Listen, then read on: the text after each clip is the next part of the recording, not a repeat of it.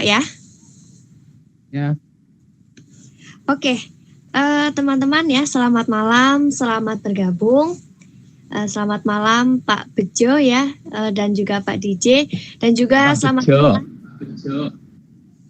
Bagaimana Pak? Mbah, bukan Bapak. Oke. Oke, saya ralat. Selamat malam Mbak Bejo, mohon maaf. Mbak Bejo, selamat malam. Pak DJ, selamat malam. Dan juga selamat malam buat teman-teman semua yang sudah mengikuti ya, yang sudah join di webinar pada malam hari ini. Oke, sebelumnya saya mohon izin untuk memperkenalkan diri dulu ya. Mungkin di sini teman-teman masih asing nih sama saya, atau mungkin ada nih 1 atau 2 yang masih ingat dengan saya. Oke, perkenalkan nama saya Ika Musafiani. Teman-teman bisa panggil saya Ika. Saya baru di tim Community Empowerment Buliana. Mulai malam hari ini untuk webinar yang akan datang nanti akan dengan saya ya.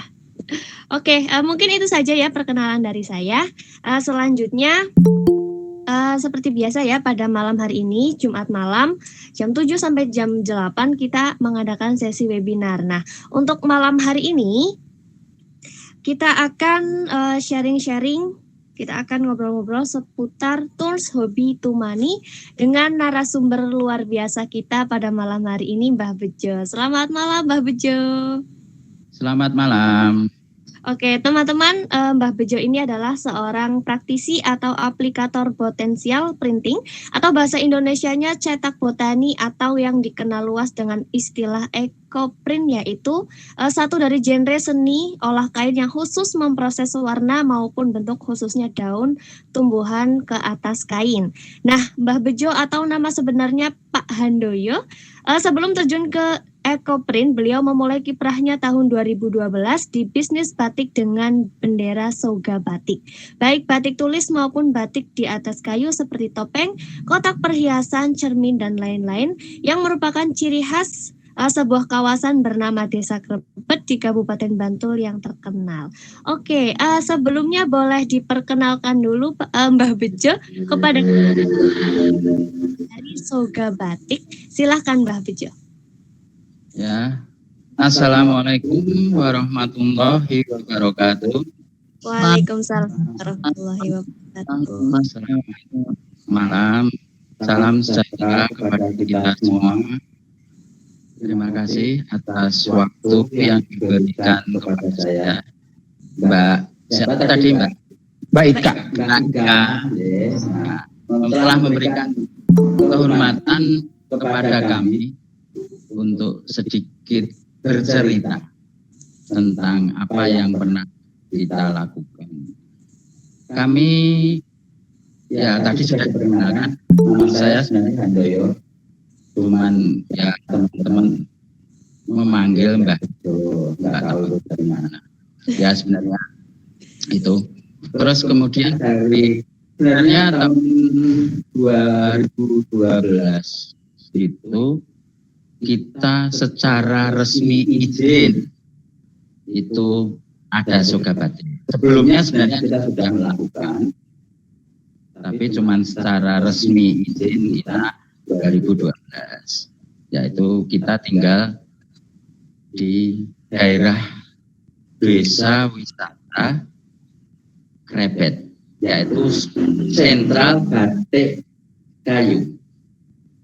Batik kayu ini sentralnya di Krebet ini yang memang satu-satunya di Indonesia, bahkan di dunia. Tapi karena kondisi pandemi seperti ini memang kita benar-benar tiarap istilahnya kan.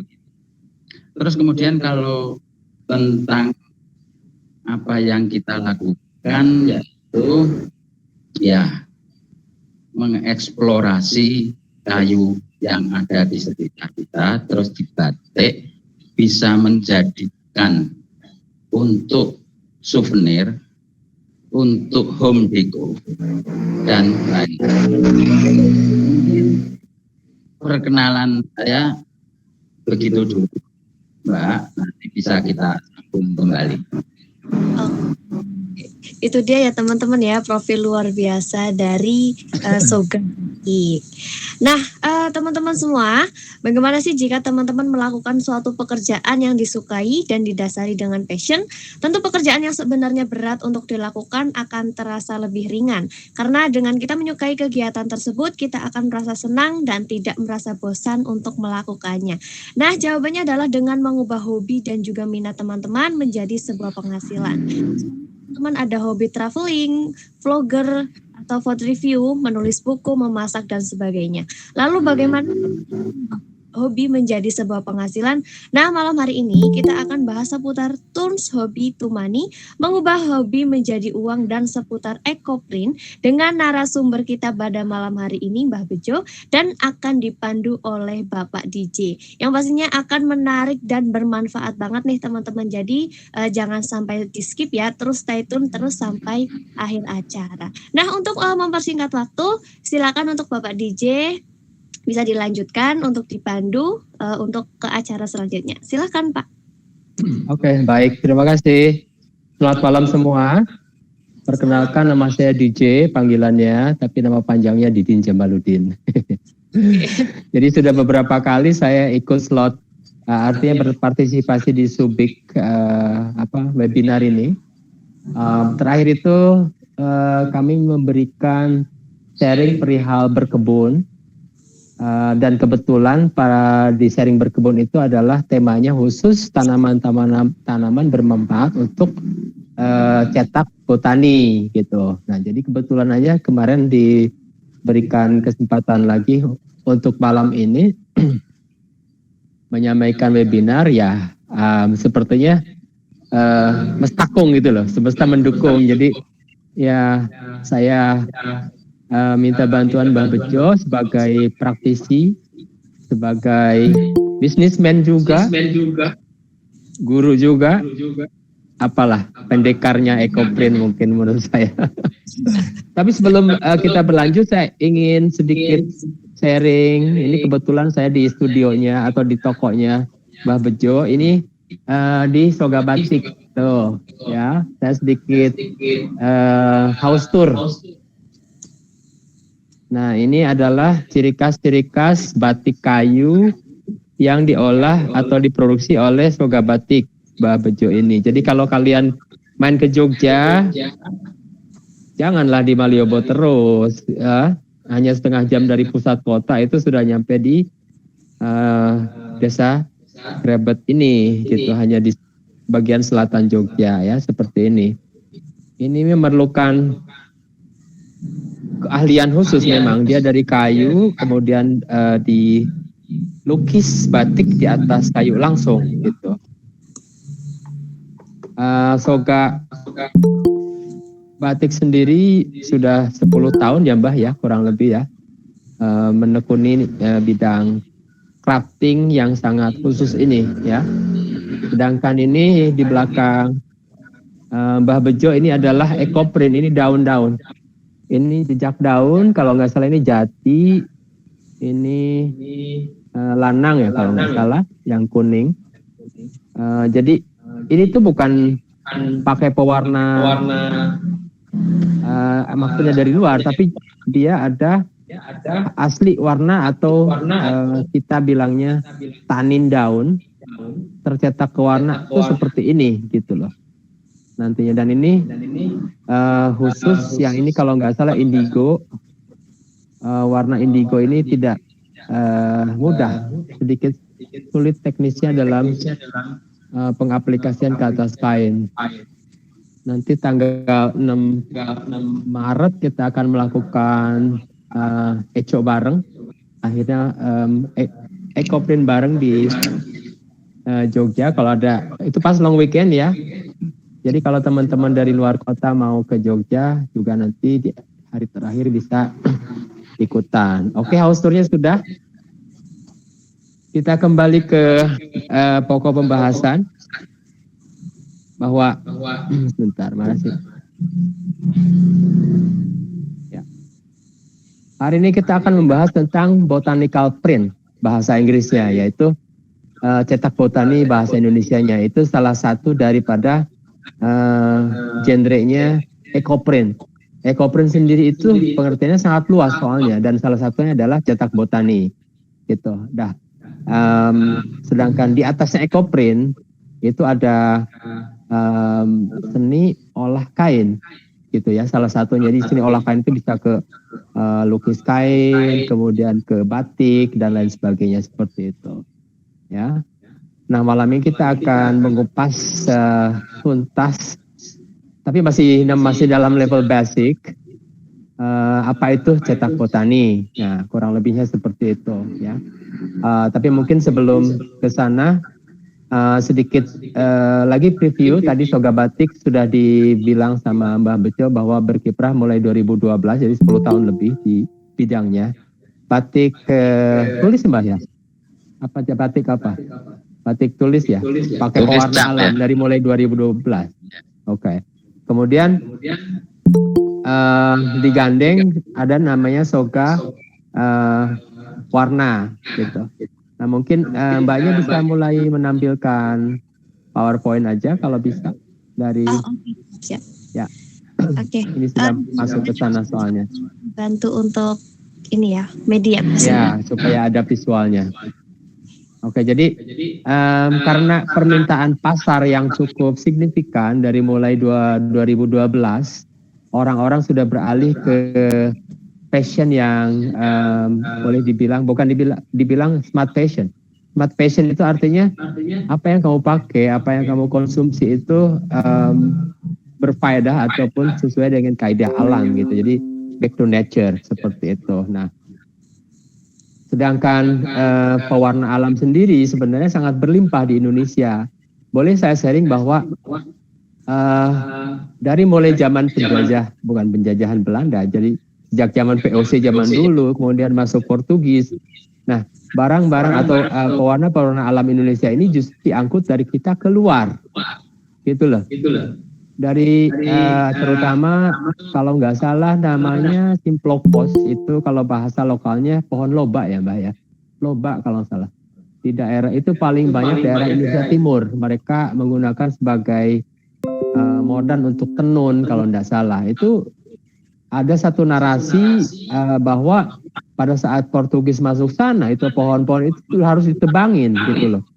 Ditebangin supaya habis dan mereka ambil bijinya untuk ditebang di negaranya seperti itu. Itu sangat miris sekali. Dan pada akhirnya kita menjadi importir atau konsumer bahan sintetik terbesar di dunia dari negara di mana kita mengimpor sintetik tersebut malah dilarang gitu. Ini sangat miris banget. Makanya secara pelan-pelan, secara holistik kita akan mudah-mudahan dengan masuknya tren fashion yang baru kembali ke alam ini melalui ekoprint, kita akan kembali lagi menjayakan Indonesia di bidang pewarna alami. Nah, Soga Warna sendiri, boleh Mbak presentasinya dimunculin aja.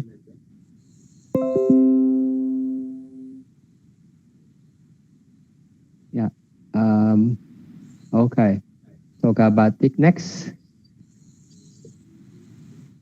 Sampai ada Soga Warna, terus skip. Nah ya, skip lagi. Ya. Nah ini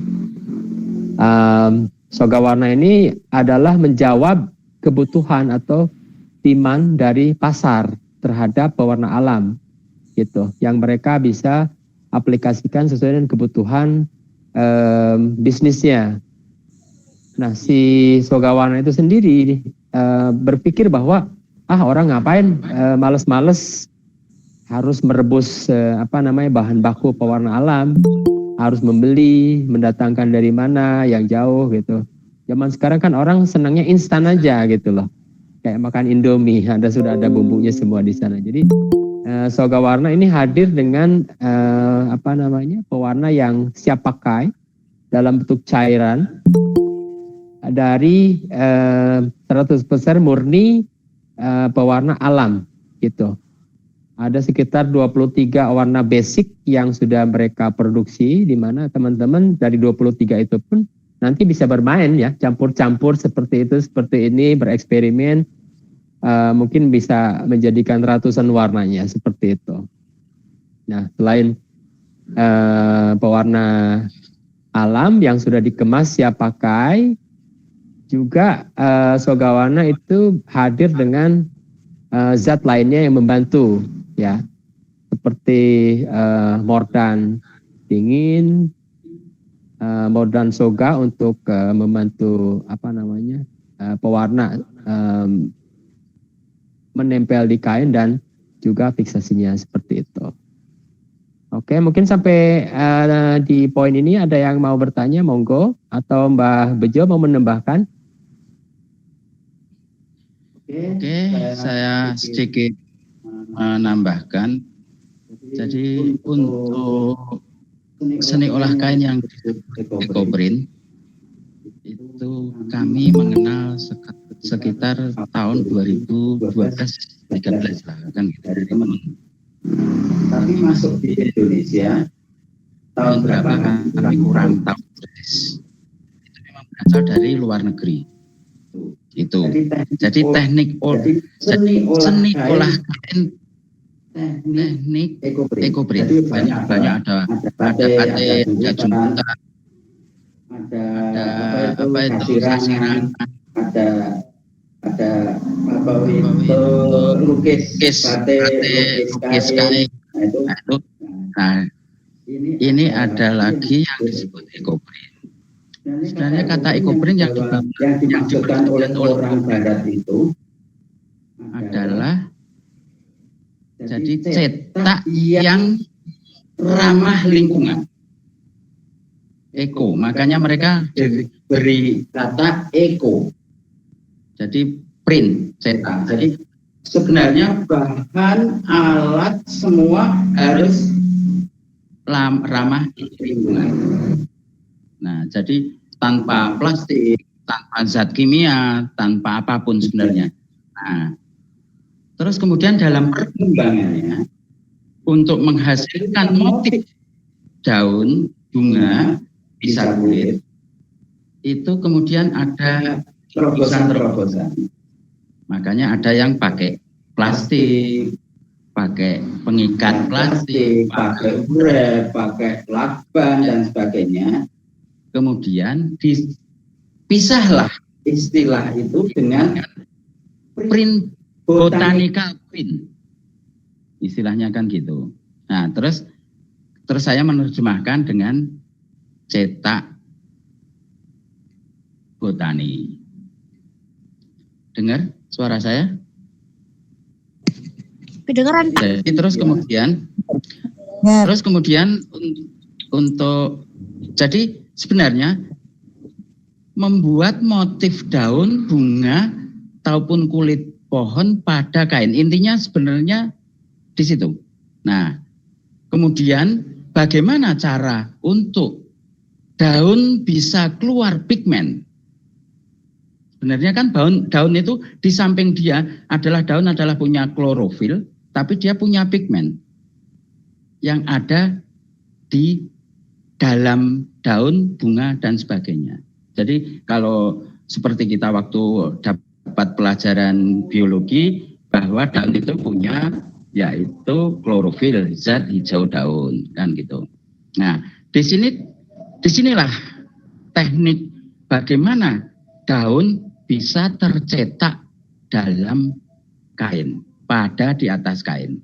Kemudian itu pekerjaan pertama kan yang maksudnya di situ. Nah, kemudian ada rangkaian proses.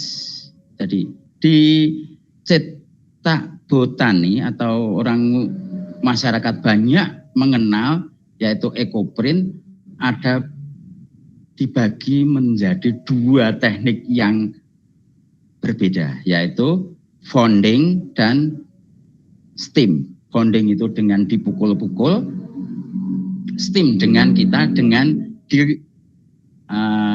bukan direbus ya, tapi memang dipanaskan dengan uap air. Itu. Jadi disitulah proses pencetakan pigmen daun ke kain. Saya katakan di sini pigmen karena kita menonjolkan bahwa daun seperti jati punya pigmen yang merah, ada keunguan, itu khasnya. Jadi gitu. Begitu indahnya daerah kami di Krebet, begitu memang kita sentralnya pohon jati. Jadi selalu kita memakai daun jati. Ada beberapa daun yang lain seperti tadi yang disampaikan oleh Mas Diji, ada yaitu Vitek atau Legundi bahasa kita daerahnya, kan begitu. Jadi intinya cetak botani atau ekoprint itu adalah bagaimana cara mencetak daun, bunga, kulit pohon ke atas kain. Untuk kain bermacam-macam jenisnya. Jadi gitu. Intinya di situ. Nah, makanya banyak sekali teknik, baik teknik di luar negeri maupun teknik kita sendiri di situ. Jadi terus marak di Indonesia itu sekitar tahun 2017-18. Jadi saya pernah mengadakan di Jogja pameran ekoprint tahun 2018 itu pesertanya sangat sedikit. Masih Surabaya, Semarang, Jogjanya itu masih belum tren banget. Mulai 18 akhir itu mulai sudah tren banget sampai sekarang, apalagi waktu pandemi ini, kan gitu. Jadi intinya ekoprint atau cetak botani itu adalah mencetak daun ke selembar kain, tapi biar bervariasi lebih bagus kita tambahkan dengan pewarna alami. Jadi ada pewarna alami itu bermacam-macam, ada secang, ada kulit kayu tinggi. Jadi kayu secang, kulit kayu tinggi, kulit kayu jambal, kulit kayu mahoni. Jadi di situ terus ada kayu tegeran. Jadi kita harus bisa membedakan persis ya untuk pewarna alam, yaitu kulit, kayu, akar, ada kulit buah, ada buah. Kalau kulit buah seperti kulit buah rambutan, kulit buah jolawe, itu bisa kita ekstraksi menjadi pewarna alami. Nah, memang pewarna alami sedikit susah karena dia gampang luruh dibandingkan dengan pewarna yang disebut pabrikan atau sintetis. Nah, tapi dengan uji coba, dengan eksperimen, semuanya bisa dikendalikan warna alam, tapi tidak bisa menyamai memang dengan pewarna sintetis. Dikarenakan pasti ada sedikit beladusnya. Istilahnya beladus itu apa ya? Gua ngejreng enggak kuat banget. Pasti ada sedikit ada beladusnya. Itu ciri khas dari pewarna alami. Dan untuk perawatan juga perlu ekstra khusus dengan pewarna alami. Intinya perawatan pewarna alami itu untuk di kain itu yaitu dengan sabun cuci yang tanpa soda api. Itu intinya di situ aja. Kalau dulu orang bisa mengenal adalah lerak, kan gitu. Kalau orang dunia batik dia kenal dengan tepol. Terus ada orang yang bilang dengan sampo atau apa. Yang intinya mencucinya tanpa ada zat soda api di situ. Jadi istilahnya di situ. Ataupun yaitu dengan bahasa caustic. Jadi kayak deterjen rinso apa itu pasti ada kadar soda apinya itu tuh persentase lebih tinggi karena dia sangat cepat meluruhkan kotoran, kan gitu. Begitu untuk ekoprint maupun cetak botani perjalanannya seperti itu. Sampai sekarang banyak orang membuat teknik apapun itu mereka pada hobi. Pertama dari hobi pengen tahu, pengen ini, terus berkenal, yang mencoba dan sebagainya. Dan di situ. Namun catatan yang terpenting dari ekoprint itu memang jadi ekoprint bagaimana? Ini yang jadi kita sampai sekarang itu ekoprint bisa menjadikan hobi menghasilkan uang, itulah. Jadi itu. Jadi makanya setelah kita bisa hobi menjadikan uang, itu harus kaidah-kaidah yang perlu kita perhatikan itu adalah, yang terpenting itu adalah segi kualitas. Karena apa? Konsumen tidak mau tahu proses kamu bagaimana, proses Anda seberat apapun, yang penting saya membeli produk itu awet, berkualitas. Nah, disinilah makanya kita perlu banyak memikirkan untuk seni olah kain ekoprint ataupun cetak botani ini yang berkualitas. Begitu sementara, mungkin bisa ditambah yang lain. Monggo.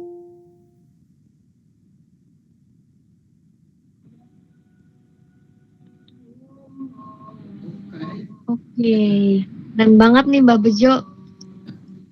Sejarah dari ekoprint ya Mbak ya.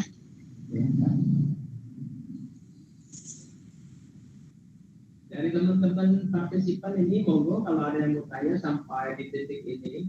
Ya, jangan bertanya, kita ngobrol bareng saja. Ngobrol aja. Saya lihat beberapa teman-teman juga ada pelaku ekoprint ada muncul. Selamat malam semuanya. Ya, jadi apa namanya? Ekoprint itu intinya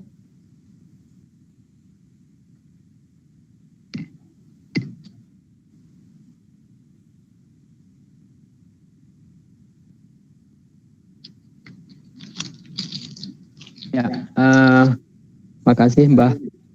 Jadi perlu digarisbawahi bahwa asalnya ekoprint itu bukan asli dari Indonesia, dari luar.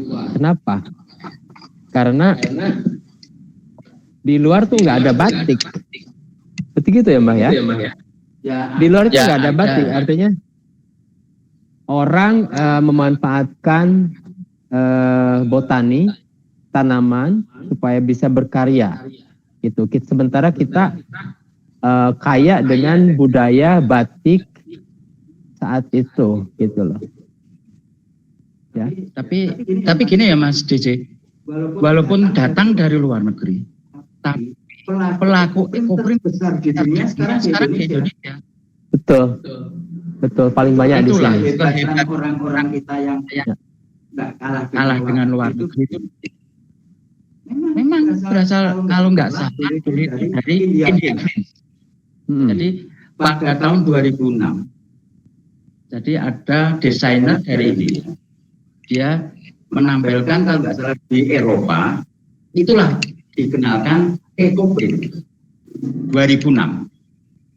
Jadi gitu. Jadi sejarahnya sedikit begitu. Jadi datang dari luar negeri, tapi kehebatannya orang kita itu terbesar, dan bahkan orang luar negeri banyak memakai produk-produk teman-teman eko. Oke. Artinya harusnya karena kita sudah didahului oleh teknologi atau proses atau teknik membatik nih ya. Pada saat si ekoprint datang belakangan, kita harusnya lebih mudah ya melakukannya. Benar nggak? Iya. Gitu loh. Ya sebenarnya iya. Dan maksudku bisa mengadaptasi atau bisa mengaplikasikan teknik-teknik dari batik ke ekoprint yang kurang lebih sama ya, cuma beda tidak pakai malam aja atau gimana? Persamaan mungkin pakai warna alaminya. Nah, kenapa di Indonesia lebih banyak berkembang?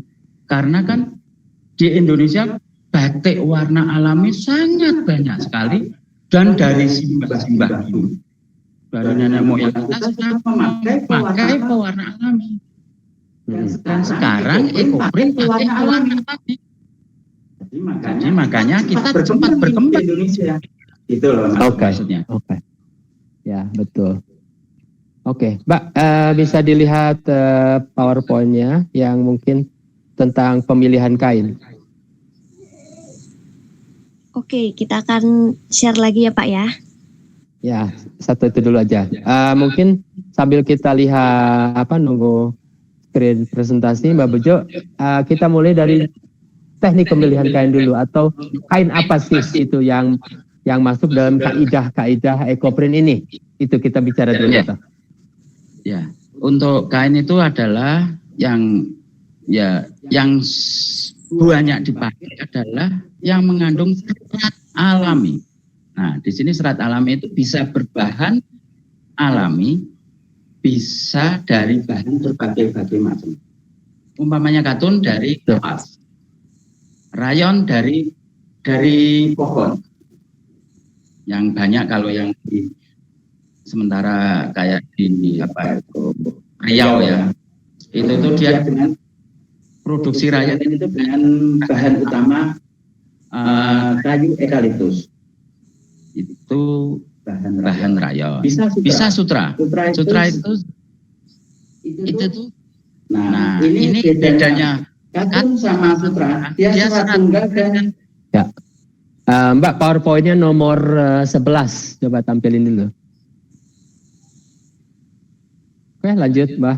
Nah, jadi serat alami inilah yang paling bagus dalam penyerapan warna alam. Kalau di luar banyak ada linen, ada wool, ada macam yang lain. Di Indonesia banyak dikenal adalah sutra. Terus rayon. Kalau orang Malioboro menyebut santung. Nah, kan gitu loh. Itu sebenarnya bahannya rayon. Terus katun, rayon, sutra. Terus bisa juga ini nanas. Ya. Nanas bisa gun. Terus apa itu yang bahan gold itu serat rami ya. Nah, lidah mertua itu bisa semua. Nah, kalau seperti halnya itu sebenarnya hampir sama dengan tenun-tenun tradisional dengan yang pewarna.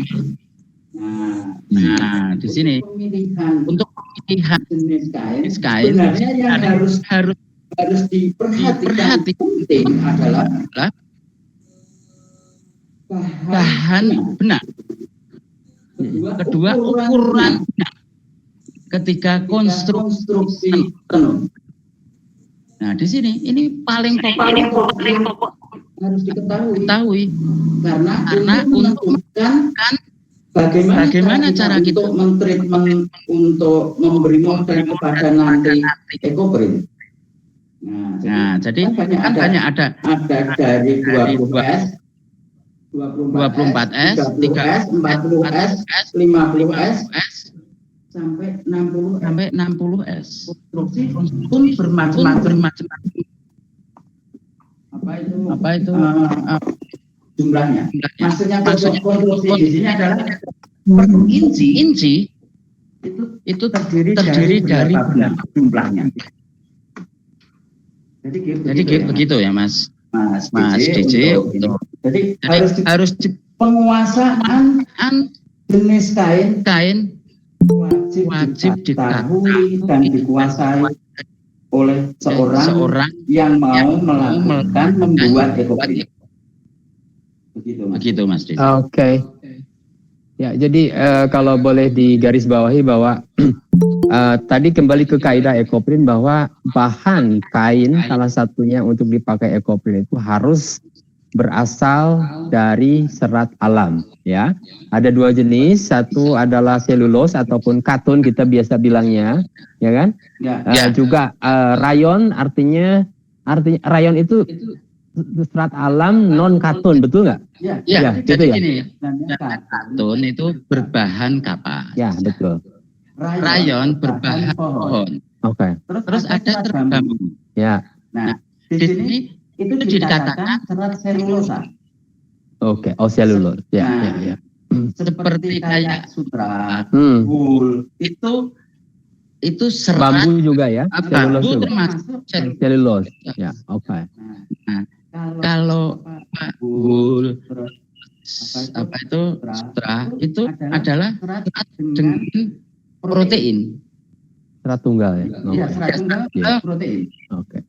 Kalau masalah pembuatan bisa dicacah menjadi kayak kapas bisa.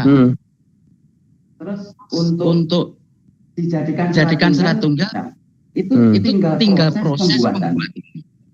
Tapi dia menggunakan protein, makanya serat berprotein itu sangat dalam bagus dalam penyerapan warna, baik warna maupun warna warna alam yang gitu. Oke, jadi memang sudah sifatnya serat protein itu mengikat warna dari alam itu ya, pewarna alam. Iya. Makanya kemudian serat selulosa biar sedikit mendekati berprotein ditambah protein. serat selulosa. Ada yang mungkin teman-teman bisa mengetahui dikasih sule susu kedelai. Oke. Nah, jadi serat selulosa berprotein. Maksudnya begitu. Saya lihat itu ada Pak Hari itu ya, Pak Hari Temanggung kalau nggak salah. Selamat malam Pak Hari.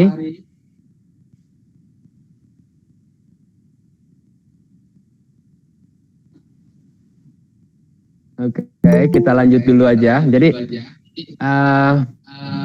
gimana Mbak kalau umpamanya di pasaran juga kadang-kadang suka ada campuran tuh antara serat alam dengan serat sintetis gitu loh, supaya mungkin ada alasan-alasan untuk penyerapan warna dan sebagainya. Itu masih masuk kaidah nggak? Atau kalau cuma persentase seperti itu resikonya?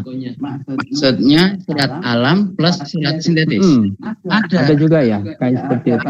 Hanya barang tidak pasti disambung gitu. Atau murni 100% sintetis tapi menyerupai sifatnya serat alam, bisa juga seperti itu, ada kan Mbak? Ya, jadi gini, memang karena sintetis itu kan pasti dia sintetis itu bisa dikatakan semi plastik. Jadi dia pori itu kan sangat rapat sekali dengan serat alami. Jadi masuk bisa masuk. Tapi perbedaannya kalau serat alami bisa masuk ke pori-pori paling dalam. Kalau serat sintetis hanya melapisi di luar saja. Oke. Jadi perbedaannya pewarna alam di situ. Ya. Kalau sintetis numpang hanya menempel tapi bisa kuat. Begitu loh. Jadi kalau serat alam dia menempel otomatis kurang sekali. Nah, di sini punya pekerjaan saya karena dari dulu main pewarna alami berusaha keras bagaimana serat alam itu bisa kuat benar. Ya kan gitu. Hanya satunya yang paling kuat itu adalah pewarna indigo. Yang dulu kita sangat kaya sekali karena proses untuk menjadikan dari pohon tarum itu menjadi warna indigo biru itu dengan proses yang sangat panjang. Jelimet. Ya. Ekstraksinya itu namanya bisa dikenal dengan full ekstraksi. Jadi ekstraksi tanpa perebusan. Tapi dia fermentasi. Begitu Mas. Oke. Kembali ke kain ya, kita akan sudahi di kain dulu. Kalau ada teman-teman yang masih mau bertanya boleh diketik atau disampaikan langsung, nggak apa-apa dengan Mbah Bejo. Tapi artinya tadi sudah bilang bahwa kain yang dipakai di EcoPrint itu harus benar 100% adalah berasal dari alam. Kalau memang kita tidak memakai 100% dari alam, artinya ya kita menzolimi. Ya sebenarnya nggak menzolimi. Atau ngomongnya apa ya? Tidak masuk kaidah itulah gitu loh. Maksudnya gini, kita sudah menyebut kata eko. Ya, harus bertanggung jawab. Eko adalah ramah lingkungan. Ya. Gitu loh maksudnya kalau kita sudah makanya biar agak tidak ramah, kan banyak orang tidak ramah lingkungan dengan pakai plastik dan seperti saya juga pakai plastik. Masih kita nggak bisa. Makanya saya pakai print bukan gal. cetak botani. Oke. Nah, Ya. di situ. Kalau viskos bagaimana Mbak? Ada lagi apa? Sebentar, coba dimunculin pertanyaannya. Nah, viskos itu ada dua, Mas. Viskos itu adalah cara pengolahan sebenarnya ya. Ada dia murni serat alami, ada murni sintetis, ada campuran dua-duanya.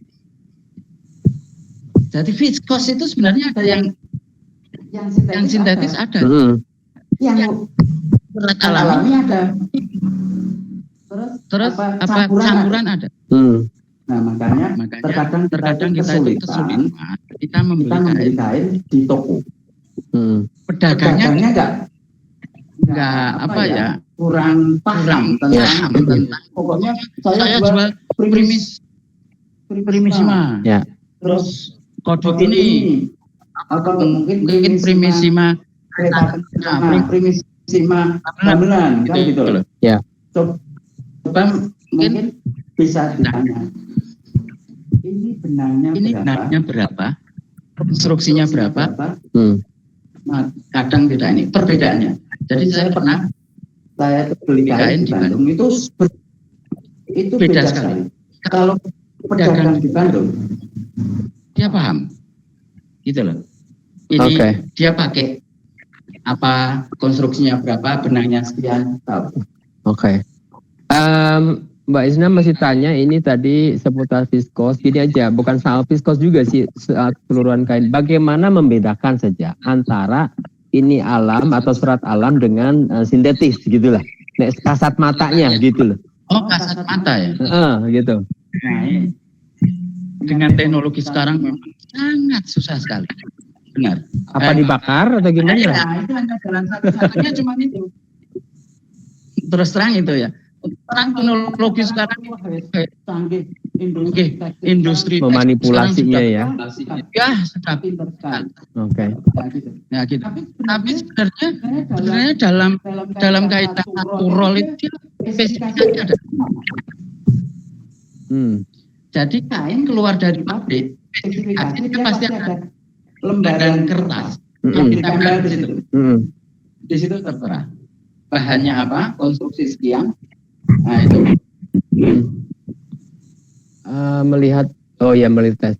Oke, Mbak Isna, kalau viskos sudah cara membedakan. Oke, ini dari Amore Zupa. Sejauh mana penambahan protein ini namanya? Protein dengan susu kedelai berpengaruh pada daya serap terhadap warna. Nah, jadi mungkin saya bisa sedikit kasih background.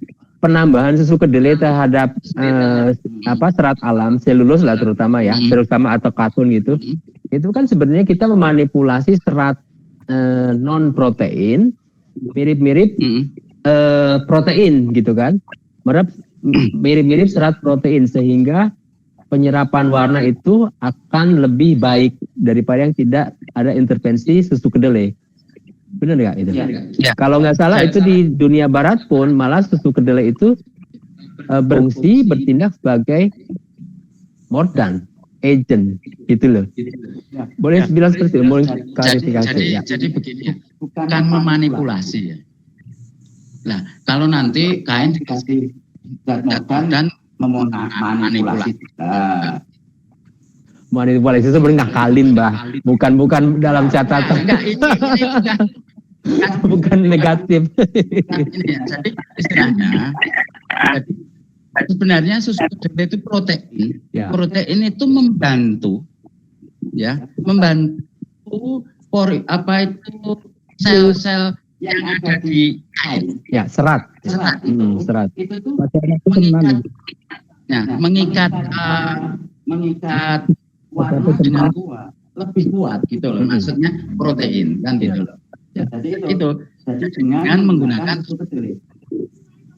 Nah, mesti banyak pertanyaan. Gimana menggunakan susu kedelai? Kapan itu ya? Apa tetap mordanting biasa?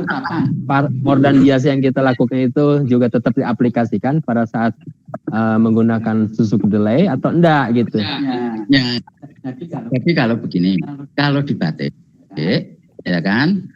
Jadi sudah dibatik dulu, susu kedelai, kering, celup warna. Oke. Nah itu Ya. kalau di Ekoprint ini berarti bukan rahasia, no? Enggak apa-apa, buka-bukaan dikit lah, Mbak. Enggak. Jadi sebenarnya dia paling efektif itu dicampur waktu pas treatment Mordan. Soalnya kalau kita sudah celup susu kedelai dulu, ya, kita celup Mordan, kandungan susu kedelainya pasti larut. Oh iya. Kalau di Dicampurkan Mordan dulu, terus dicampur, setelah itu baru susu kedelai, Mordannya kalah.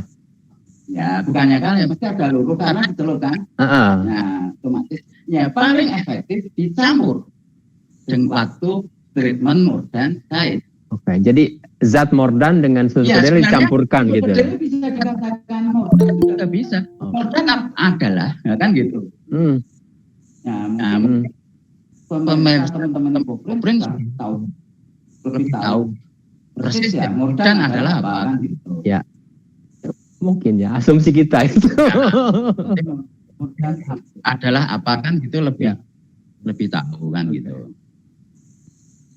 Oke, ya coba aja Pak Ari.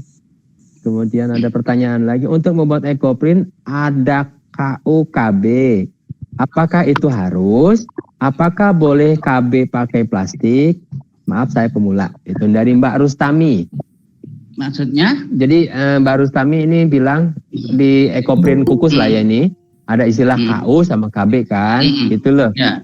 Nah, apakah itu harus ada KU sama KB? Dia bilang, apakah boleh kalau KB pakai plastik gitu. Jadi fungsinya sebenarnya beda ya. Jadi plastik itu, jadi gini, kalau yang Ekoprint sesungguhnya kan nggak pakai plastik. Nah, tapi memang cetak daunnya ya rada beberapa bahkan dia karena kena langsung uap ya. Maksudnya ini plastik itu tuh menutupi kain. Barrier itu adalah penghalang ya. Iya. Ya. Uap air tadi. Uap air ya. Nah, sebenarnya ya proses Ekoprint itu ya ilmunya itu harus menguasai kain, menguasai Mordan, menguasai zat warna, menguasai tumbuhan, menguasai steam. Jadi steam itu tidak sekedar steam.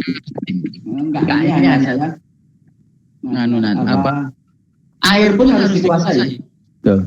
Jadi gitu loh maksudnya. Tahapnya banyak. Jadi bisa Ekoprint tanpa KB.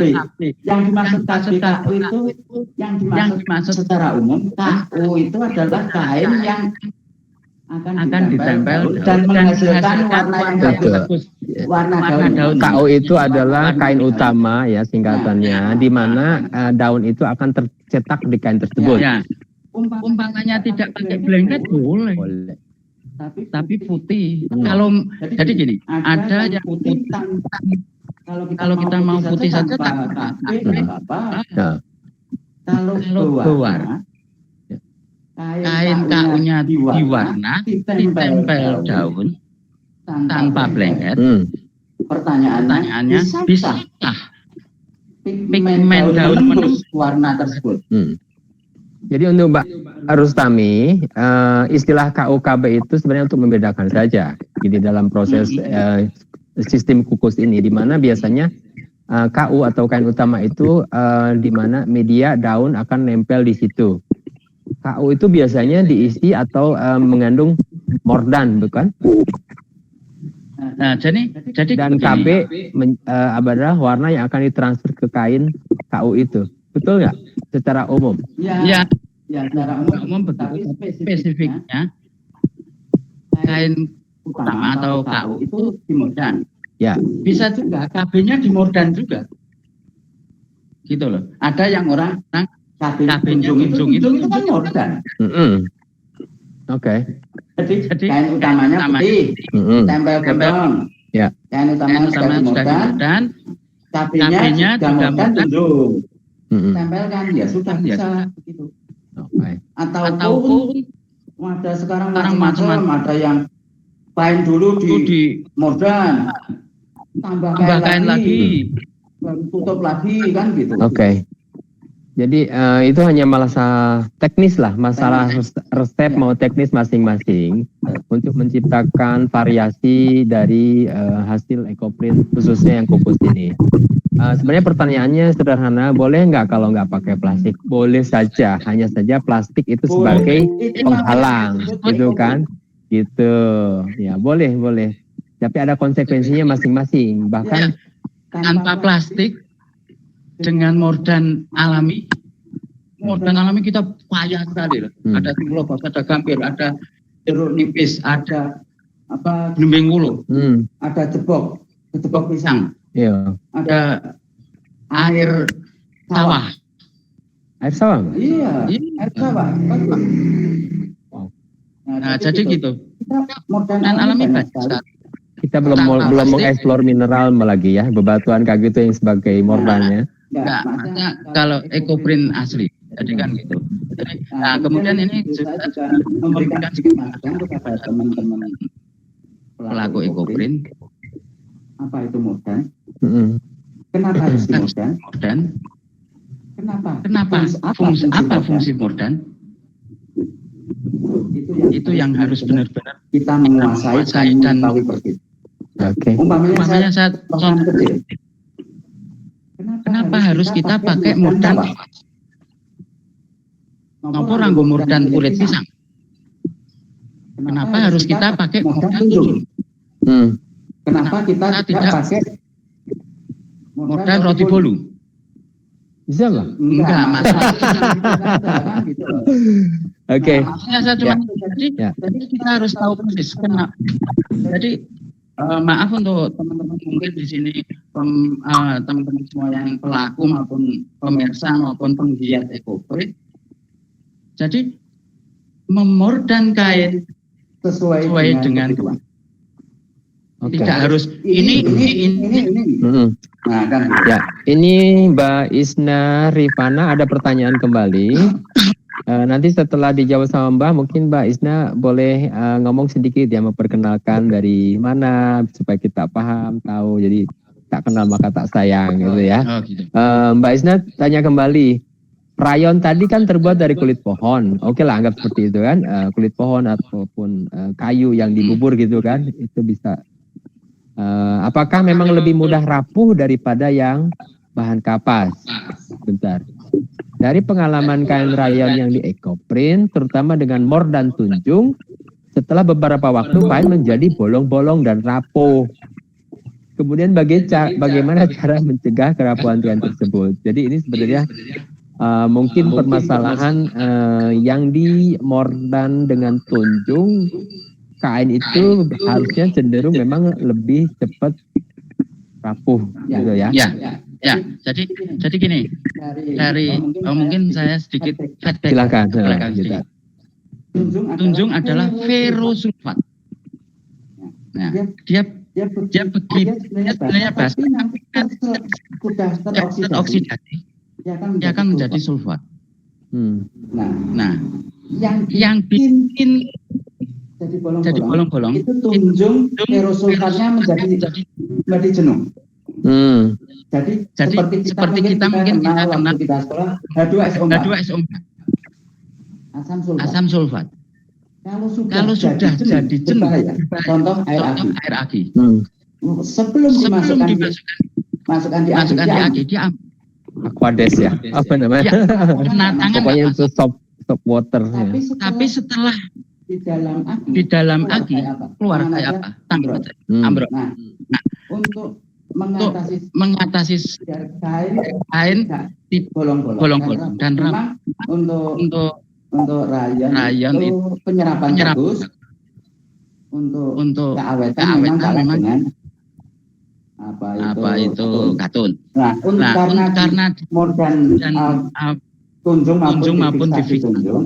Nah, di sini penggunaan tunjung begitu besar mengakibatkan kerapuhan kain.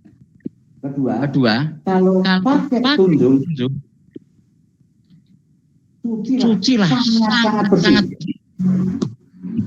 Berkali-kali dicuci terus.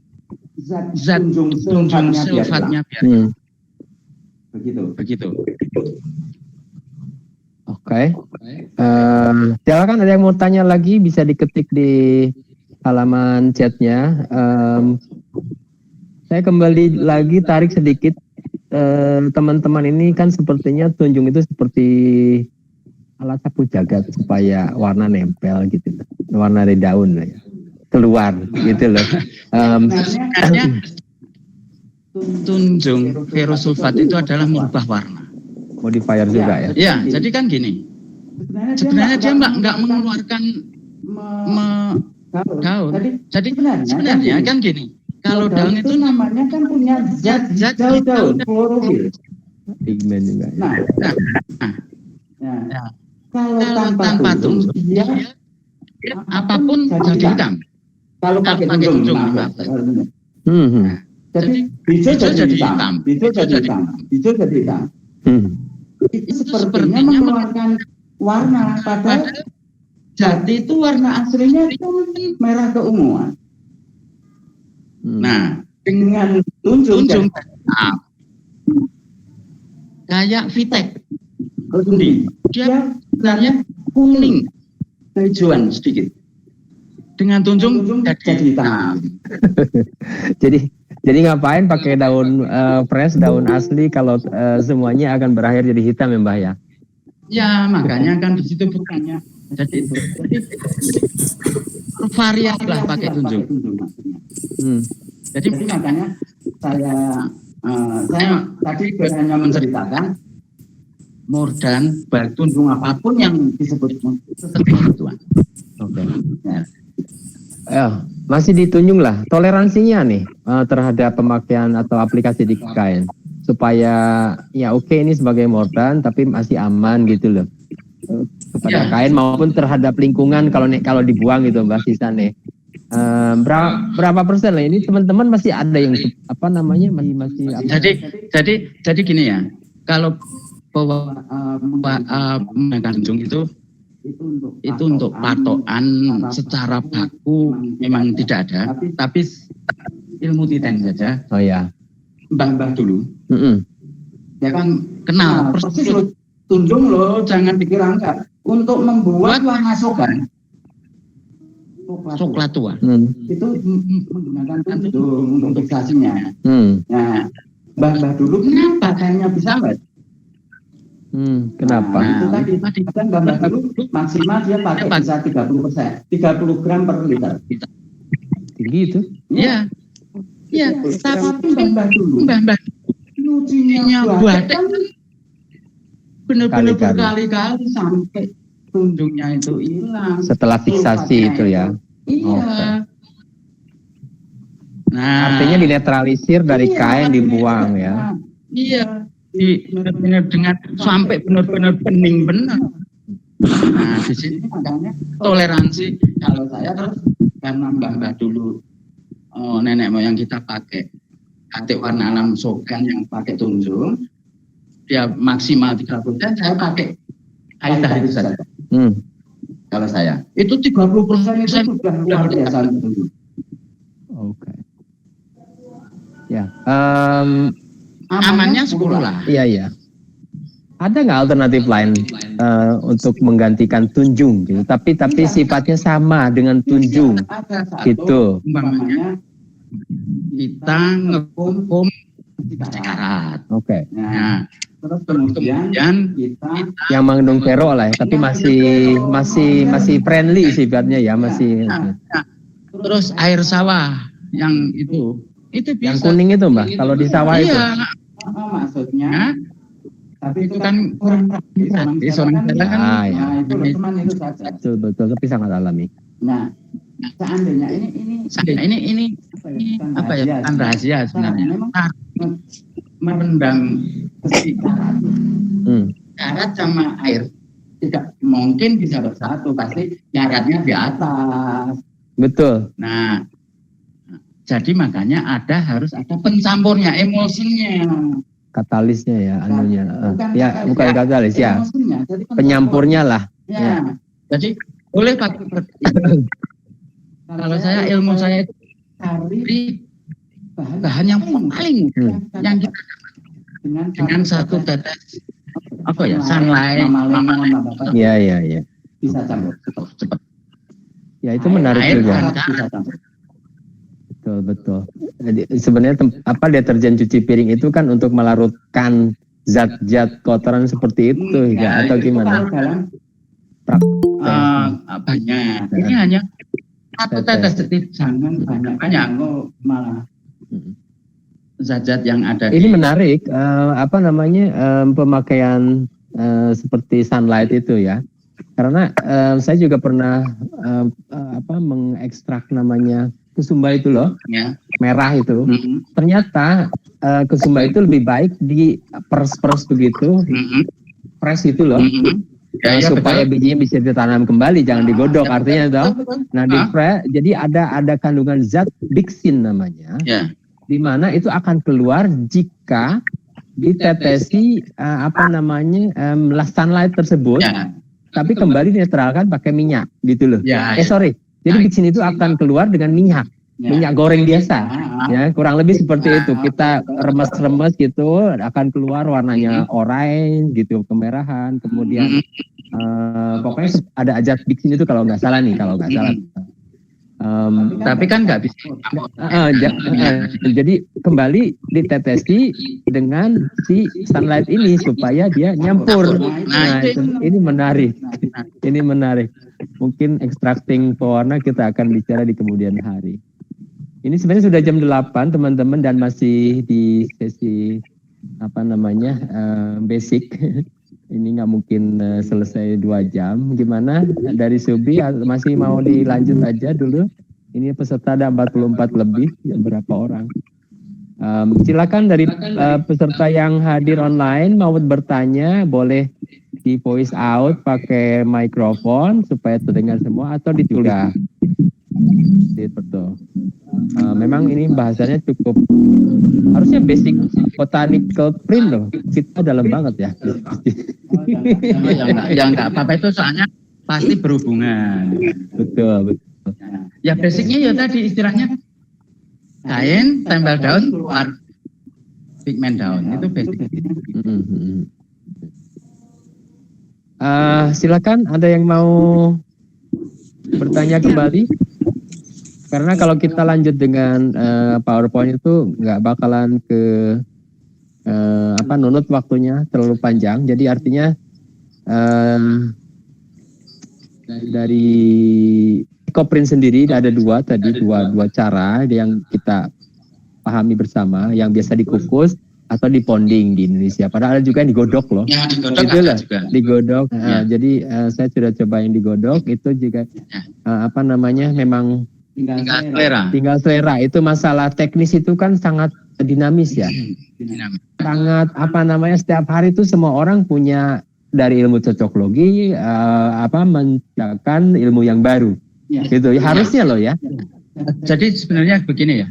Untuk teman-teman ya masukan untuk teman-teman pelaku EcoPrint itu Mas DJ. Jadi kuasai bahan, kuasai modal sudah selesai. Mau teknik apapun itu nomor 2. Jadi gitu. Oke. Ya baik. Jadi secara basic dulu, keilmuan yang sangat prinsipal dulu kita kuasai, baru teknik belakangan. Iya. Belakangan. Jadi istilahnya ya yuk. Makanya saya tanya boleh nih ya. Boleh. Mungkin pernah EcoPrint atau apa. Kenapa pakai tawas?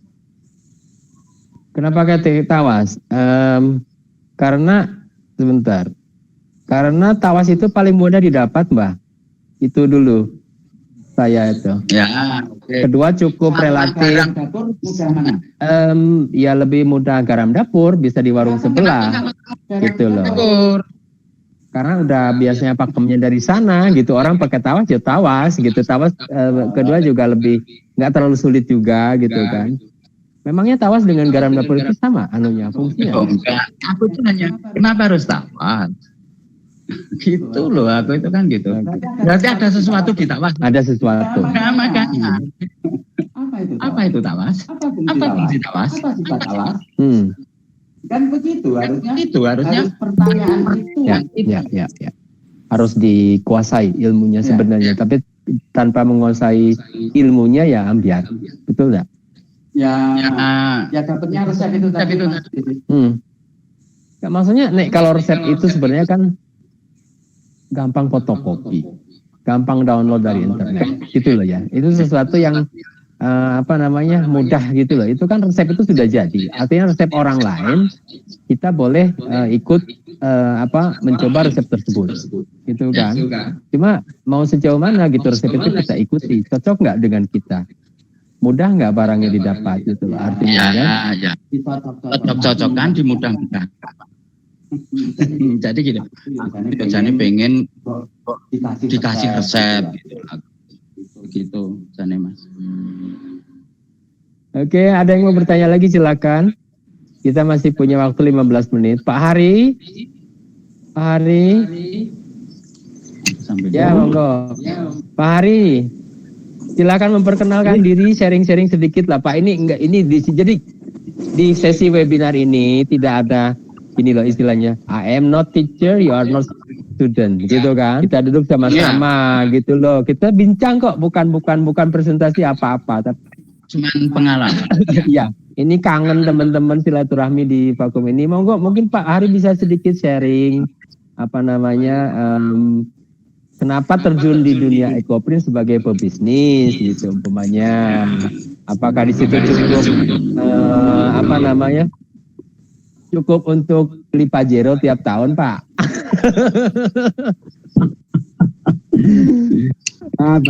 Saya dari Solo, tepatnya Colomadu, sebelah baratnya Solo. Ya. Saya mengenal ekoprint sebenarnya baru saja, seperti yang sering saya bilang bahwa saya pemula di sini. Tetapi jujur selain juga saya suka dengan corak warna ekoprint, dengan warna alam ini saya pernah coba pakai juga nyaman. Jadi ya dan melihat peluang di sini. Saat ini baru istilahnya ngetren lah orang kembali ke alam ya. Juga saya melihat juga isu-isu global itu mulai ada larangan untuk bahan sintetis di beberapa negara. Jadi peluang untuk ekoprint ini sangatlah besar. Ya alhamdulillah saya juga sudah pernah dapat pesanan dari luar negeri nih. Jadi sinkron apa yang saya yakini dengan kenyataan yang saya alami sekarang gitu. Untuk masalah tekniknya, jujur saya sangat minim sekali informasi tentang tekstil, bahkan tentang ekoprint itu baru belajar dan sedikit pengetahuan tentang itu, tapi saya aplikasikan, alhamdulillah cukup lumayan sih. Begitu Mas DJ, pengalaman saya beberapa bulan, baru 3 bulan saya menggeluti ekoprint. Apa-apa. Ini aja tip. Bagaimana tipnya Pak Hari kepada teman-teman yang punya antusias, yang baru mau belajar atau sudah mau belajar? Sangkan dari antusias ini dari hobi menjadikan sesuatu yang kita bisa jual, menambah pundi-pundi keluarga. Tantangannya di mana? Kalau saya tahan karakter saya sendiri yang jelas. Saya tiru-tiru Haskar siapapun. Jadi kalau Mas DJ perhatikan Haskar saya mungkin ya elek dewe lah. Tapi ya itulah ciri khas saya gitu loh. Ciri khas mempunyai pasar tersendiri. Banyak ada yang suka juga gitu loh. Dan alhamdulillah sampai hari ini selalu kehabisan stok.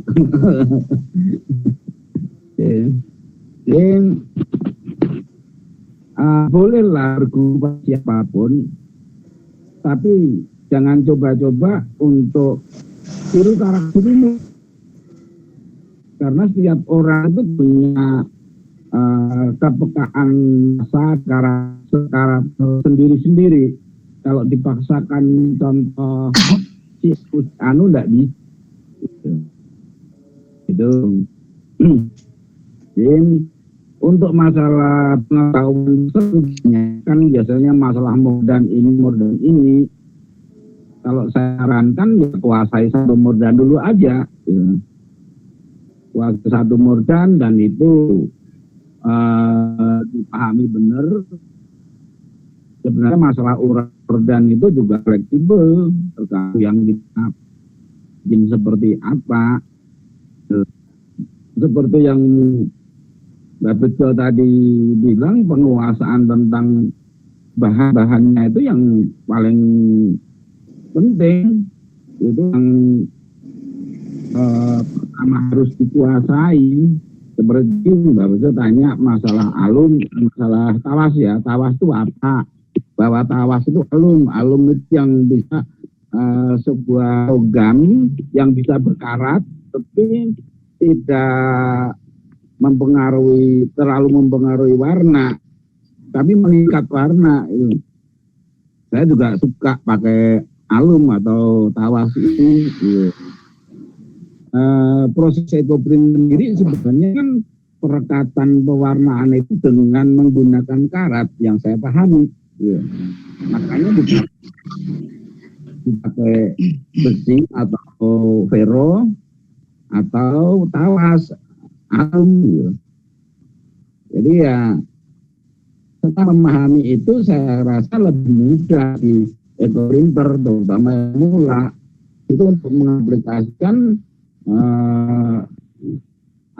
step-step dari ekoprint gitu Mas Juje. Masukan dari saya yang masih awam di ekoprint. Ya. Oke Pak Hari, terima kasih banyak input dan komennya yang cukup signifikan didengar teman-teman semua. Kayaknya sesi ini kita akan bikin sesi sendiri ya tiap minggu di luar daripada Subik, mungkin untuk bincang-bincang aja lah. Gitu kayaknya enak kalau silaturahmi meskipun di online gini kita ngomong-ngomong masalah yang cukup krusial gitu loh. Sehingga kita semakin menumbuh kembangkan ekoprint di Indonesia. Mungkin Mbak Bejo ada sedikit masukan atau tambahan terhadap Pak Hari statementnya atau ya. Monggo. Ya. Oke, untuk Mas Hari kayaknya kita pernah bertemu ya Mas Hari. Pernah diskusi sangat panjang Mbak Bejo. Habis jadi pendapat di WF-nya pewarnaan itu. Oh ya. Jadi gitu. Jadi untuk mordan sendiri ada macam-macam. Alum memang aluminium, tapi ada aluminium asetat, ada aluminium sulfat. Jadi gitu ya. Jadi yang tawas itu adalah aluminium sulfat. Jadi gitu ya. Jadi sebenarnya semua mordan itu mempengaruhi warna. Jadi gitu ya. Coba, makanya ini saya sedikit ngasih tip ke teman-teman semua. Yang namanya daun lanang, tanpa di situ tawasnya tidak akan dia mengeluarkan pigmen aslinya. Jati tanpa ada asam, bisa suka, dia tidak akan mengeluarkan warna aslinya. Itu tips saja. Jadi kan gitu, itu hanya tips saja. Jadi makanya dari saya mengatakan mordan, kuasai mordan, gunakan mordan sepenuhnya apa yang kita mau capai. Jadi begitu. Jadi makanya kadang orang begini ya. Ini saya ilustrasikan. Saya cuma bisa melihat banyak komentar. Jadi waktu yang putih, daun bisa keluar semua. Seperti mungkin benihir keluar, daging keluar, rangan keluar. Tapi begitu ketemu warna, mereka hilang semua. Nah, di sini ayo teman-teman sama-sama mempelajari. Memang untuk mengeluarkan pigmen daun warna kuat kerjaan tersendiri. Jadi begitu Mas Didi dari teman-teman semua memberikan statement juga pengalaman. Sebentar, Mbak. Tadi Mbak bilang contohnya daun kenikir. Pada saat tidak dikasih jua hanya modern aja dia bisa keluar. Di putihan lah, kita ngomongnya putihan ya. Tapi pada saat dikasih jua, ada intervensi jua, dia malah nggak keluar gitu. Ya. Jadi apa yang terjadi di situ? Itu PR buat Mas Yosi. Bukan aku bukan aplikator. Jadi begini, pertanyaan kembali, apakah jua itu mengintervensi atau mempengaruhi terhadap warna daun yang akan keluar di kain? Nih, kalau melihat dari KUKB nih prosesnya, dia akan melewati pori-pori daun, betul nggak? Gitu nggak? Ya. Pada saat si jua ini meresap ke dalam pori-pori daun, kemudian berbarengan dengan pigmennya daun nempel di KU lah ngomongnya ya. Itu apa yang akan terjadi di situ? Gitu loh. Banyak teman sudah menyaksikan sendiri.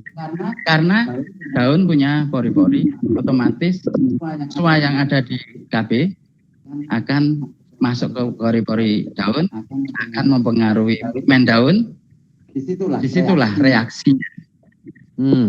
Nah, makanya kuhasailah agar tetap tidak terintervensi oleh jua atau paling tidak sedikit berkurang lah ya, tidak terlalu mengoper ya. Jadi makanya ada orang yang daun dapat KU-nya, yang atasnya ditutupi plastik. Jadi di staples plastik biar jua tidak. Oke. Ya.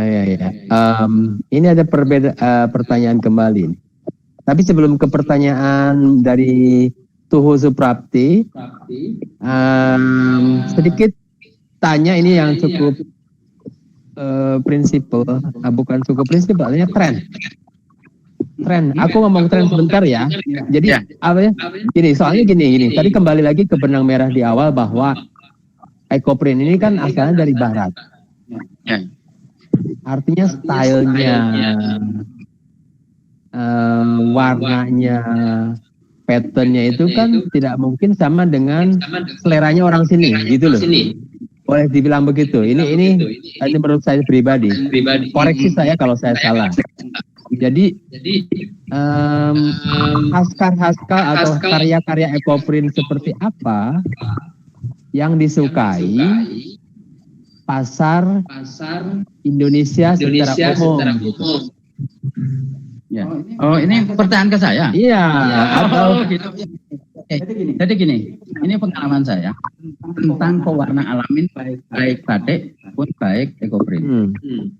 Jadi kalau kita mau masuk pasar mereka dengan catatan dia trading orang barat yang akan dijual kembali, tidak cuma dipakai.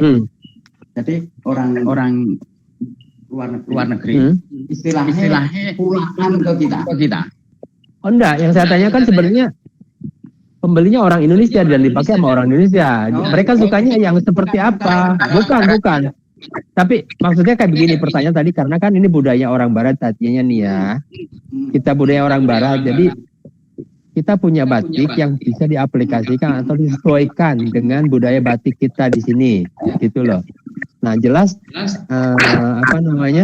stylenya pun, seleranya pun pasti akan berbeda. Yang saya tanyakan sebenarnya selera pasar Indonesia saat ini untuk ekoprint itu, ekoprint hasil karyanya seperti apa gitu loh. Oh iya. Entah itu ini warna berdasarkan apa gitu.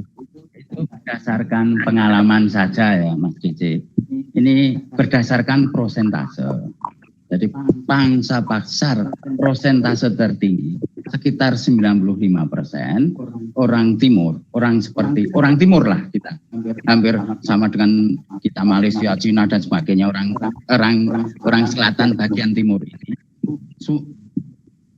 Lebih familiar dengan warna itu yang 95%.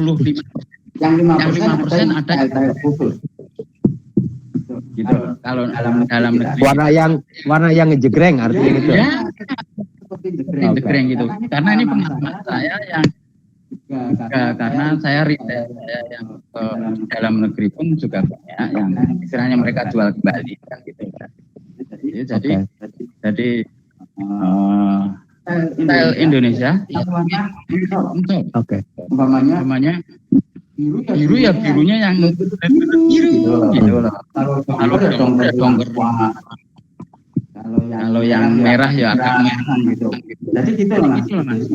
Ini pengalaman saya. Ya. Pengalaman teman-teman lain lagi. Kalau putih ya sekalian. Oke. Gitu loh. Jadi hanya motif daun dan itu putih benar itu orang-orang muda gitu. Oke.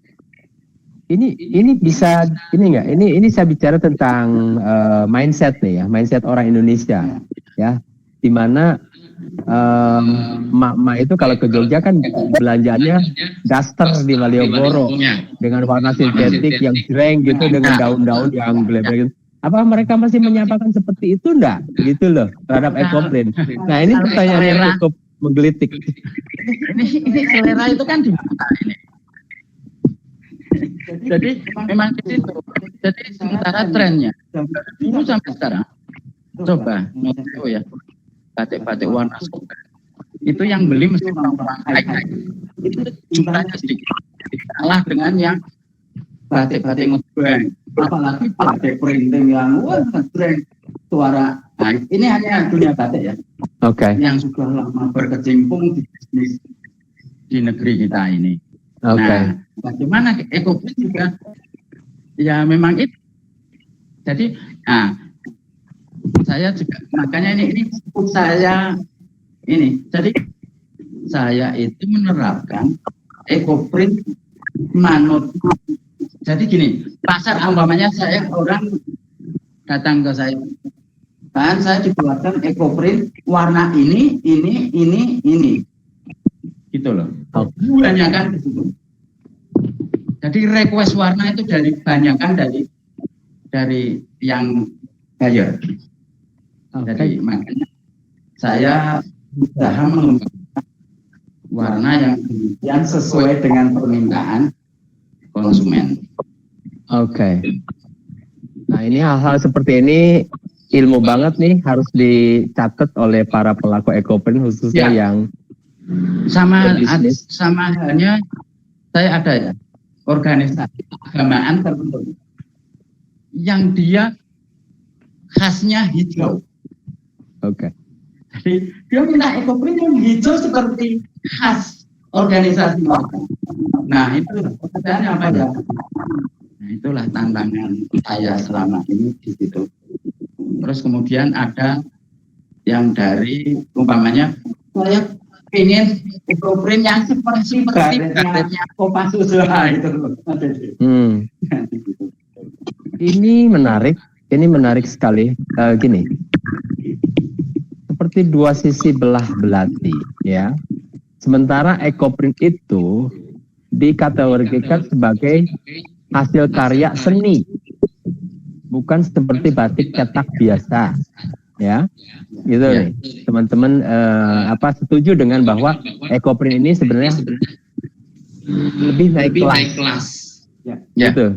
Karya seni seorang artisan, ya. Nah, dari statement dari Mbah Bejo tadi bahwa kita mengikuti demand ataupun demand pasar, permintaan pasar. Sedangkan di satu sisi si artisan atau aku boleh bilangnya artisan lah, dia punya jiwa seni, punya imajinasi yang bisa dituangkan ke dalam kain gitu loh. Ini gimana memprioritaskan ini? Ya, jadi tinggal kita pilihan. Bisnis kita mau segmen. Kalau saya begitu. Jadi gitu. Seperti halnya kita dunia yang sangat adalah lukisan. Lukisan yang dipunyai beberapa cuman kolektor. Lukisan yang beredar luas lukisan itu loh Mas. Jadi kita mau hobi jadi uang tadi, kita mau membidik segmen pasar yang mana. Oke. Jadi gitu. Jadi kita mau segmen pasar yang mana. Oke. Artinya kita kalau melihat dari sisi bisnis nih ya. Kita harus lebih mengerucut kembali kan. Mengerucutkan kembali produk kita itu disukainya oleh siapa. Pasti nanti ketemu ya. Iya. Kita fokus aja dengan market ini ya, dengan market gaya kita. Ya. Makanya style kita itu harus. Jadi gini, nggak usah jadi teman-teman semua. Ini pengalaman saya yang ya belum lama ya menekuni bidang itu baru 2 tahun lah. Jadi itu kita punya karakter kuat, punya kualitas yang kita tahu segmen itu macam-macam. Kita segmen mana. Repotnya orang Indonesia pengen bagus tapi kualitas bagus. Ini semua aja Mas Dede. Jadi gitu. Ada rata-rata harga murah menghilangkan kualitas. Nah, gitu. Jadi ya pintar-pintar kita lah. Oke. Jadi cobalah kita mengerucut kembali nih ya, bahwa kita akan lebih fokus terhadap segmentasi market yang menyukai hasar kita ya. Nah, kemudian kita fokusnya di situ. Jadi artinya nggak usah terlalu kemana-mana ya, gitu loh. Kita fokus dengan ciri khas kita. Pertanyaannya, apakah semua orang punya ciri khas masing-masing? Gitu lah. Bagaimana untuk supaya kita punya ciri khas tersendiri sehingga nih kalau beli EcoPrint ini pasti buatannya Pak Hari nih, buatannya Mbah Bejo nih, gitu loh. Ya itu belum bisa kalau itu untuk ciri khas masing-masing itu nanti cuma di level tertentu saja, tidak seperti pure lukisan karena di sini karena bahan utama untuk daun kan hampir sama ya di sana jadi di sana pohon anang kan ya stylenya biasanya itu di penataan daun biasanya orang bisa meraba lah kan gitu loh. Seperti hanya lukisan goresan seperti ini itu lukis ini kan gitu. Jadi gini itu terlalu jauh. Jadi yang paling ya untuk teman-teman ya sepertinya dulu pemasaran pertama teman-teman dekat kolega kan gitu kan. Kalau ya jadi sebenarnya untuk pemasaran saya itu sebenarnya saya itu menumpang kepada buyer saya lama.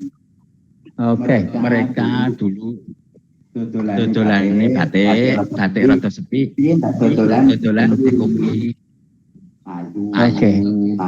Begitu cuman jadi gitu. Oke. Artinya kita harus juga bisa memanfaatkan teman ya. Berkolaborasi lah bahasanya marketingnya. Soalnya nih sendiri dilakukan sendiri itu saat ini kan sulit ya harusnya gitulah. Artinya kalau kita bekerja sama dengan orang lain, terutama di bidang pemasaran, di bidang produksi gitu kan, itu akan lebih memudahkan kita. Ya, jadi kan ini karena baru trennya. Tidak sebenarnya lebih bagus saya itu sebenarnya teman-teman semua ya untuk nanti bisa saya berharap itu kompak ya. Jadi gini, kalau batik kan banyak ya. Umpamanya ada toko batik A, dia disokong oleh pengrajin mungkin puluhan kan gitu. Kayak contoh mungkin teman-teman atau Mas Dede tahu Hamzah. Hamzah batik. Nah, Hamzah batik penyuplainya banyak sekali. Nah, Mas Dede punya toko yang Malioboro khusus EcoPrint. Itu membantu teman-teman EcoPrinter semua itu. Ayo, Mas Didi mau bikin toko di Ekoprint di Malioboro gitu. Nah, umpamanya. Oke, baik. Ya, baik teman-teman, ini kelihatannya sudah setengah jam daripada waktu yang ditentukan oleh Subbe Antik. Ada beberapa pertanyaan yang mungkin tidak bisa kita jawab saat ini, tapi akan menjadi PR kita untuk kita lakukan webinar kembali. Nanti kita akan jawab di sana. Saya akan screenshot dulu. Ini ada pertanyaan dari Tuh Suprapti, apa beda modern AA dan modern AF? Nanti kita catat dulu, nggak jawab saat ini ya. Kemudian dari tapi boleh itu Mas Dede. Ya. Hanya orang tertentu. Nah, makanya saya tadi tolong diperhatikan. Kuasai apa itu? AA itu adalah aluminium. Saya masih ingat tadi statement Pak Hari bahwa kuasai dulu lah satu mordan, gitu loh. Kalau kuasai satu mordan dulu supaya dia bisa. Tapi belum tentu daun itu bisa muncul dengan satu mordan itu loh Mas. Gitu ya. Oh, maaf. Ini lebih ke teknis masalah. Tapi bolehlah. Yang paling utama ini masukan dari teman-teman semua. Kalau sudah mengetahui ini, dicobalah satu-satu. Memang reposo. Ya. Jadi gitu. Okay. Eksplorasi. Saya dulu kemarin mengadakan bukan pelatihan ya, sama eksplorasi warna. Menjadi 6 warna. Sebenarnya teman-teman bisa eksplorasi jauh.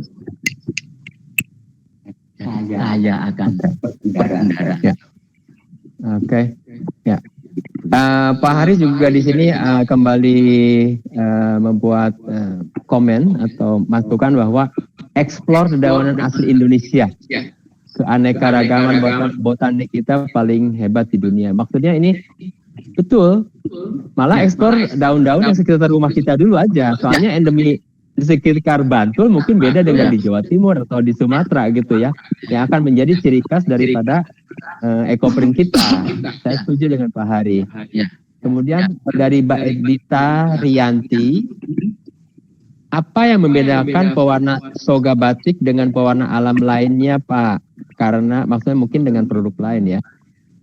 Karena bila melihat pewarna dari soga batik, warna yang dihasilkan lebih terlihat terang. Nah,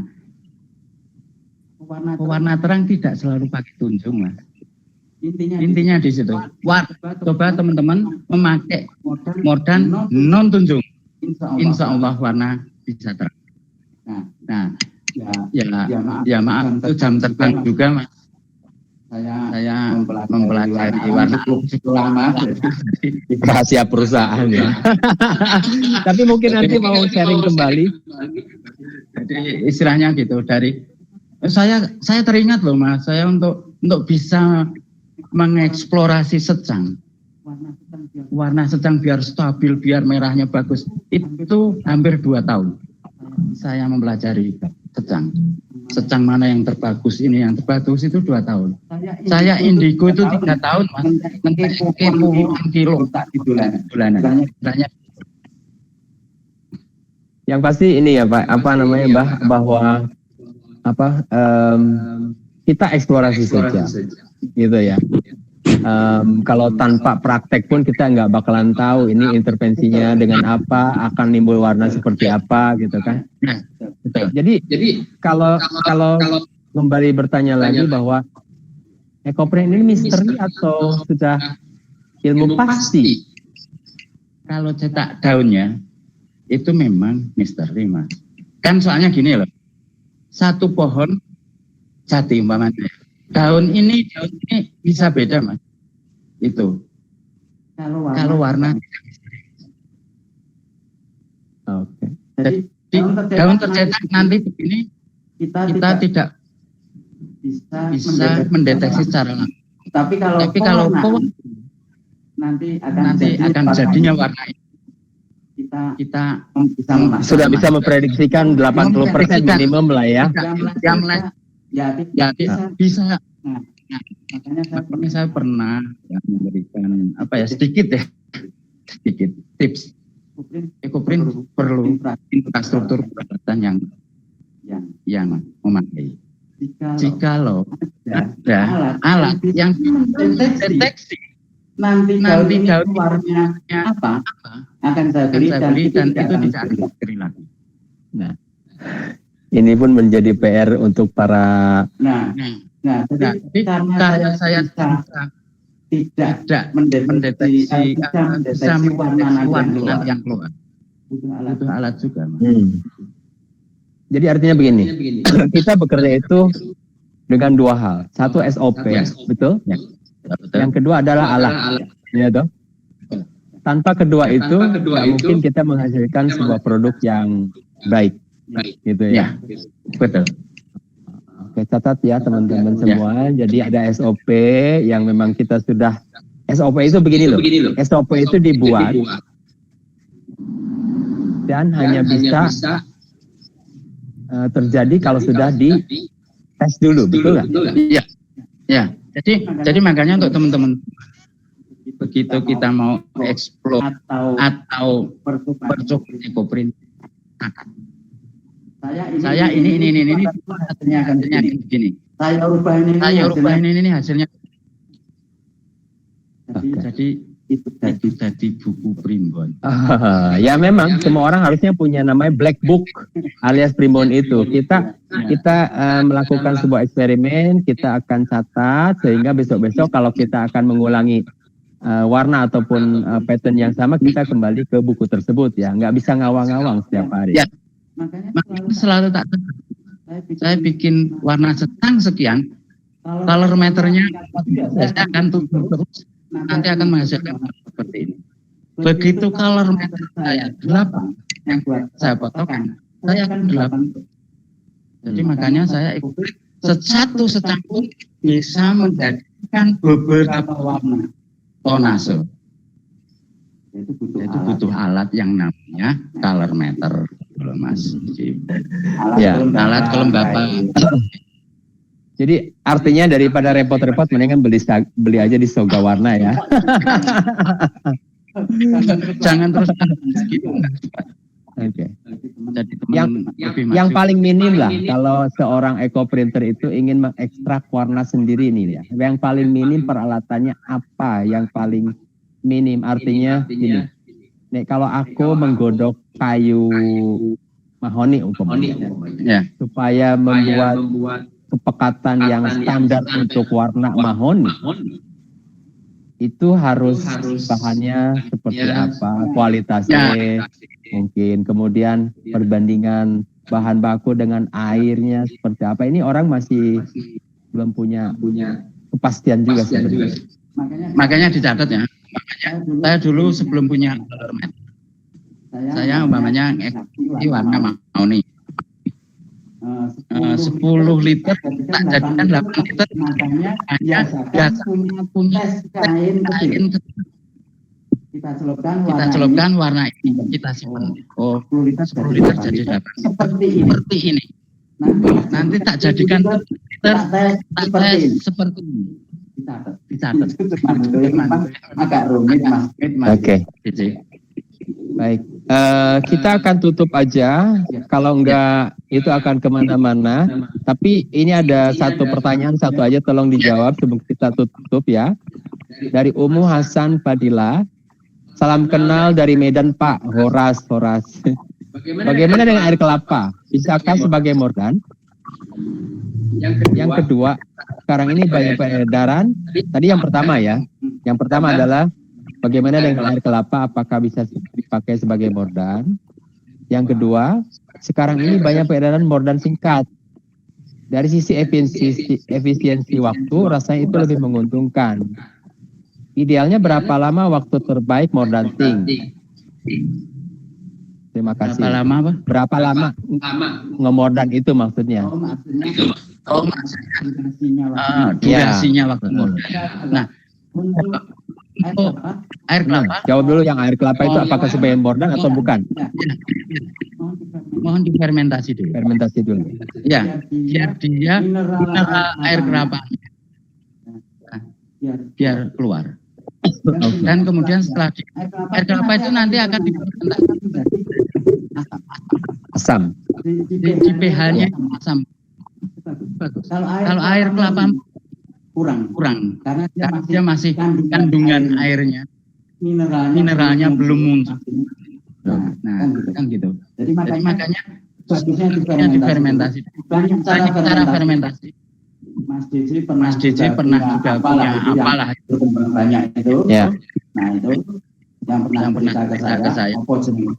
Kombucha atau bisa. Terus fermentasi didiamkan, pendem itu juga bisa. Jadi ini catatan pengalaman saya. Beberapa yang harus difermentasi kelapa. Kan gitu.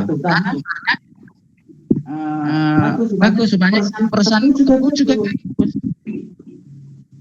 Nah, jangan cuma ciu aja ya, maaf.